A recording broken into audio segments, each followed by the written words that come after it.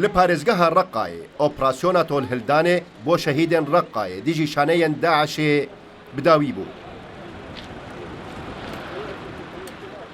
هێزên hevbeş û ji hêzên Sûriya Demokratîk Hesedê û hêzên esayîşa rêveberiya Xweser pêk tên bi piştevaniya hevpeymaniya navdewletî li çend taxên herdû bajarên Reqqa û Tebqayê hejmareke endamên Daişê girtin. Her wiha ser bi tonêleke çekan serdema Reqqa paytexta Daişê bû vebûne.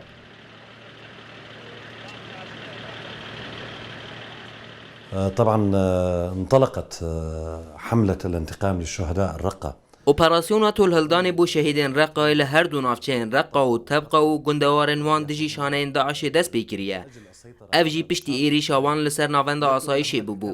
کو دخواستن وی جهی کنترول بکن دا کو تولیهوی و به سروبریه چه بکن. لورا مدز به اپراسیونا پشکینی نیکر. تم اطلاق هذه الحملة.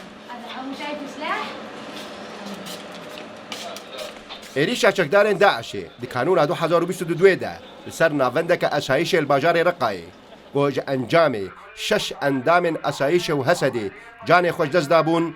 Her wiha destpêkirina vê operasyonê dijî şaneyên veşartî yên Daişê li nav bajarok û gundewarên parêzgeha Reqqayê tirseke zêde li ba xelkê Reqqayê çêkiriye.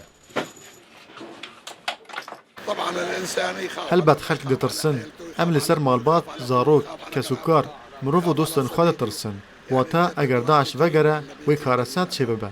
مخاوفي أول شغلة أمنية. Ez li ser rewşa awlehî û aborî ditirsim. Birastî em li ser her tiştî ditirsin. Tiştek li ba me nîne. Ne têgehiştin, ne sazî, ne şiyanên darayî û aborî. Qet tiştek li ba me nîne.